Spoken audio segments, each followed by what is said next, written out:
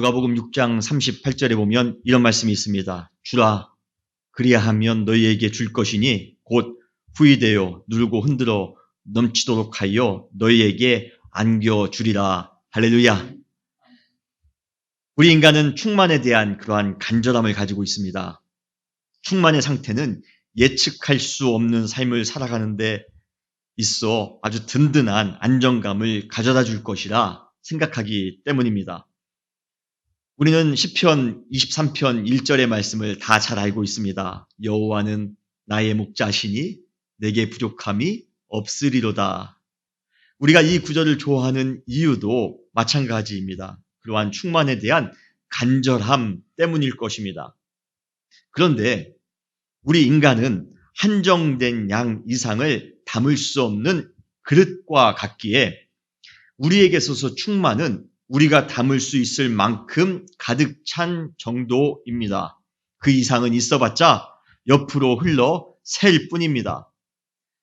아마 그러한 사실을 예수님도 잘 아셨나 봅니다. 그래서 우리에게 이렇게 기도를 가르쳐 주십니다. 오늘 우리에게 일용할 양식을 주옵시고 하신 것입니다. 하루를 살아가면서 우리에게 필요한 충만의 양은 일용할 양식입니다.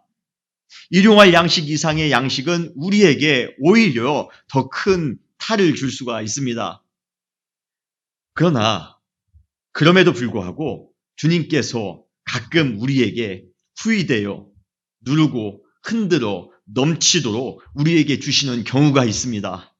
내 잔이 넘치도록 채워주시는 때가 있습니다. 그 이유는 우리가 더 안정되게 살 수 있도록 창고를 가득 채우기 위한 것이 아니라 다른 사람을 돕기 위하여 다른 사람들에게 나누라고 하신 것임을 여러분 믿으시길 바랍니다. 그래서 누가복음 6장 38절에 주님께서는 충만을 약속하시기 전에 우리에게 먼저 명령부터 하셨습니다. 주라! 주라! 그리하면 너희에게 주실 것이니 곧 후이되어 누르고 흔들어 넘치도록 하여 너희에게 안겨주리라. 항상 주며 베풀며 살아가시는 여러분 모두가 되시기를 주님의 이름으로 축원합니다. 그때 주님께서 후이되어 누르고 흔들어 넘치도록 우리를 채워주실 것입니다. 그러면 주님께서 우리에게 무엇을 가득 채워주시기를 원하는 것입니까? 우리는 무엇을 다른 사람들에게 주기를 원하시는 것입니까? 지금 순간적으로 돈 생각나신 분 계십니까? 어떤 분이 이 구절을 읽으면서 주님 돈 생각이 제일 먼저 나요. 그렇게 말씀하시는 분도 제가 봤습니다. 주님께서 우리에게 무엇을 가득 채워주시기를 원하는 것일까요? 바로 구원의 기쁨입니다. 주님께서는 구원의 기쁨을 가득 채워주시기를 원하십니다. 그리고 구원의 기쁨으로 충만한 사람은 그 기쁨을 혼자 독식하는 것이 아니라 함께 나누기 위하여 노력하는 삶을 살게 될 것입니다. 여러분, 우리 인생의 가장 궁극적인, 가장 근본적인 문제는 무엇입니까? 바로 죄의 문제입니다. 그 죄의 문제 때문에 우리는 일상 속에서 제어할 수 없는 탐욕이 생기는 것이며 미움과 다툼으로 시달립니다. 거짓과 속임수로 양심은 파괴되어지며 고칠 수 없는 그러한 습관으로 우리의 삶은 망가집니다. 영혼의 고통스러운 상처를 만들며 살아가게 되어져 있습니다. 그러한 죄의 문제에서 우리가 예수 그리스도의 은혜로 말미암아 값없이 구원을 받게 됐는데요. 우리가 얼마 전까지만 해도 어둠의 자식이었습니다. 얼마 전까지만 해도 죄의 자녀였습니다. 그런데 우리가 은혜를 통하여 하나님의 자녀가 됐습니다. 하나님의 나라의 백성이 되었습니다. 이 얼마나 값진 구원의 은총입니까? 그러기에 우리는 매 순간 구원의 기쁨이 흘러넘치는 삶을 살 수 있게 된 것입니다.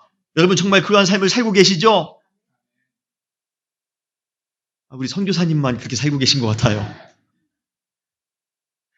여러분도 그러한 삶을 살고 계시는 줄 믿으시길 바랍니다. 여러분 그러한 기쁨이 우리 가운데 충만히 넘쳐나는데 이제 나누며 살아가야죠. 충만히 넘치는 그러한 기쁨은 나누라라고 있는 것입니다. 성경에 보면 그러한 구원의 기쁨이 아주 충만한 사람이 나오고 있습니다. 그 사람은 그 구원의 기쁨을 모든 민족과 더불어 함께 나누기 위해 평생 헌신했던 사람입니다. 그 사람이 누구입니까? 바로 사도 바울입니다.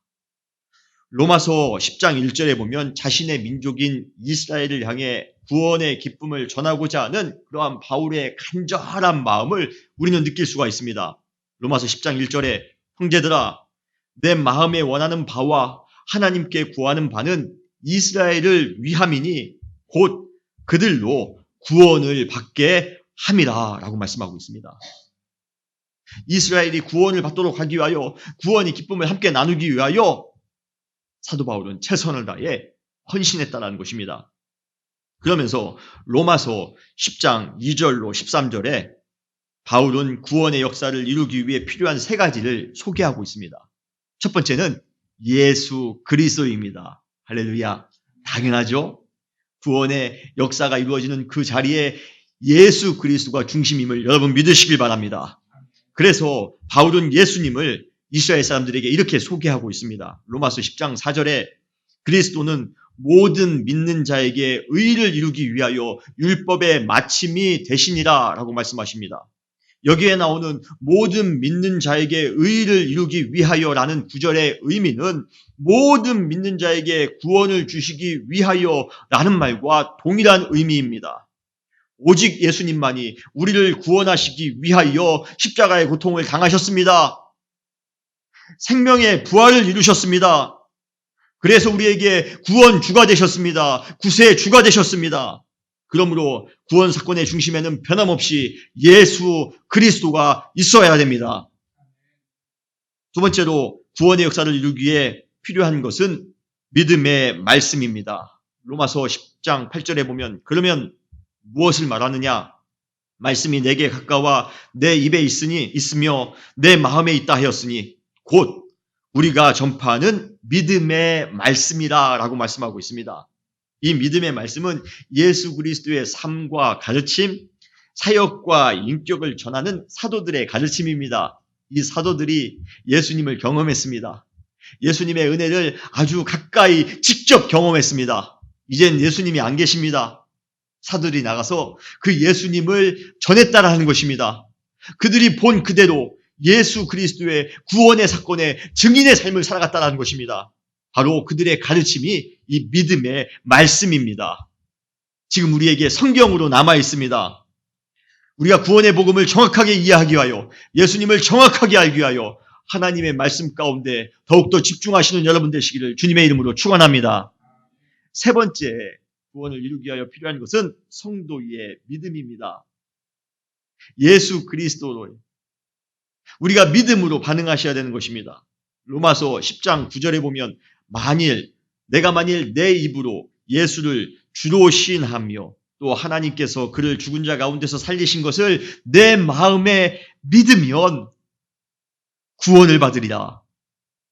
로마서 10장 10절에 보면 사람이 마음으로 믿어 의에 이르고 입으로 시인하여 구원에 이르느니라 라고 말씀하십니다. 그리고 오늘 본문 로마서 10장 13절에 누구든지 주의 이름을 부르는 자는 구원을 받으리라. 예수님께서 하신 모든 일을 믿고 그분을 그리스도로 메시아로 고백하는 사람, 주의 이름을 부르는 사람은 구원을 받게 되어 있습니다. 성도는 예수 그리스도의 복음에 대하여 믿음으로 반응할 때 거기에 구원의 역사가 일어나는 것입니다. 사실 우리가 구원의 능력을 맛보지 못하는 이유, 구원의 그 큰 기쁨을 우리가 맛보지 못하는 이유는 무엇입니까? 예수님을 마음으로 믿지 못해서입니다. 그러기에 우리는 그분의 이름을 부르지도 않기 때문입니다.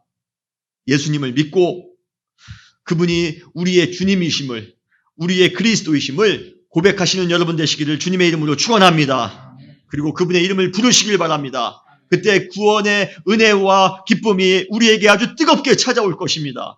시편 57편 2절로 3절에 보면 내가 지존하신 하나님께 부르짖으며 곧 나를 위하여 모든 것을 이루시는 하나님께로다. 그가 하늘에서 보내사 나를 삼키려는 자의 비방에서 나를 구원하실지니라 라고 말씀하십니다. 이 세상은 우리를 넘어뜨리려 하는 자가 너무나도 많이 있습니다. 마귀가 우는 사자와 같이 삼킬 자를 찾고 있습니다. 이런 시대에 우리가 예수님을 믿고 주의 이름을 부르시길 바랍니다. 주님은 나를 위하여 모든 것을 이루시는 하나님이십니다. 나를 구원하시기 위하여 십자가까지도 마다하지 않고 지신 분이 바로 주님이십니다. 그분은 가장 아름다운 방식으로 오늘도 우리를 구원해 주심을 믿으시기를 주님의 이름으로 축원합니다. 그런데 로마서 10장 13절에 아주 중요한 단어가 나오고 있습니다. 바로 누구든지입니다. 누구든지는 바로 그 구원의 기쁨을 누려야 될 모든 대상자를 의미합니다. 이러한 구원의 기쁨은 특정된 몇 사람이나 몇 민족만 누릴 수 있는 것이 아닙니다. 이 누구든지에서 벗어날 수 있는 민족이나 족속이나 인종은 없습니다. 이 누구든지에는 나이의 차이도, 신분의 차이도, 빈부의 차이도 있을 수 없습니다. 성별의 차이도, 사상의 차이도, 장애인과 비장애인의 차이도 있을 수가 없습니다. 이 누구든지에서 예외를 만들려고 시도하는 순간 그들은 편협한 민족주의, 거친 차별주의, 인정 없는 이기주의자가 될 것입니다. 바울은 로마서 3장 22절에 이 누구든지를 또한 이렇게 표현하고 있습니다. 곧 예수 그리스도를 믿음으로 말미암아 모든 자에게, 예수님을 믿는 모든 자에게 미치는 하나님의 의인이 차별이 없느니라. 누구든지 주의 이름을 부르는 자는 구원을 받게 될 것입니다. 그리고 예수 그리스도를 믿는 모든 사람에게 하나님의 의가 임할 것입니다. 그러한 구원의 기쁨을 누리는 대상자는 결코 차별이 있을 수가 없습니다. 우리가 아무리 미워하는 사람이라 할지라도, 원수라 할지라도 차별이 있을 수가 없습니다. 요즘 우리나라를 조금 힘들게 하는 그러한 민족이 있지 않습니까? 우리 옆에 있는 민족. 그래도 차별할 수가 없습니다. 우리가 이 누구든지에서 벗어날 수 있는 사람은 아무도 없습니다. 우리는 그 누구든지, 그 모든 사람에게, 모든 족속에게 나아가 복음을 증거하며 살아가시는 예수 그리스도의 그 구원의 기쁨을 전하며 살아가시는 여러분 되시기를 주님의 이름으로 축원합니다. 그런데 모든 사람에게 구원의 은혜를 나누는 데 있어 필요한 것이 있습니다. 지금부터 잘 들으셔야 됩니다. 우리가 모든 사람에게 지금 구원을 증거해야 되는데, 구원의 기쁨을 함께 나누어야 되는데, 그러기 위하여 반드시 필요한 것이 있습니다. 그것은 바로 보내심을 받은 사람이 있어야 한다는 것입니다. 오늘 로마서 10장 14절로 15절에 보면 4번의 수사학적인 질문, 의문문이 나오고 있습니다. 첫 번째, 그들이 믿지 아니하는 이를 어찌 부르리요? 듣지도 못한 이를 어찌 믿으리요? 전파하는 자가 없이 어찌 들으리요? 보내심을 받지 아니하였으면 어찌 전파하리요? 로마서 10장 13절에서 사도 바울은 이사야 2의 9절을 인용하여 선언합니다. 누구든지 주의 이름을 부르는 자는 구원을 받으리라. 그런데 주의 이름을 부르는 자는 구원을 받는다고 했는데 문제가 있습니다. 그들이 믿지 아니하는 이를 어떻게 부를 수가 있단 말입니까? 저 사람이 나를 구원해 줄 것이라 결코 믿지 않는데 어떻게 그 사람의 이름을 부를 수 있단 말입니까? 그런데 한 단계 더 나아가 그들이 믿지 못하는 이유는 논리적으로 그들이 복음을 듣지 않았기 때문이랍니다. 그리고 그들이 복음을 듣지 못한 이유는 전파하는 자가 없기 때문이랍니다. 그리고 마지막으로 전파하는 자가 없는 이유는 보내심을 받은 사람이 없기 때문이라는 것입니다. 이 질문의 순서를 거꾸로 거슬러 올라가 보면 보내심을 받은 사람이 없기 때문에 복음을 전파하는 사람이 없습니다. 복음을 전파하는 자가 없기 때문에 모든 사람들이 복음을 들을 수가 없습니다. 모든 사람들이 복음을 듣지 못하기 때문에 모든 사람들이 복음을 믿지 못하는 것입니다. 모든 사람들이 복음을 믿지 못하기 때문에 그들이 주의 이름을 부르지 못하는 것입니다. 주의 이름을 부르지 못하기 때문에 많은 사람들이 구원의 능력을 체험하지도 못하며 구원의 기쁨을 맛보지도 못하는 것입니다. 결국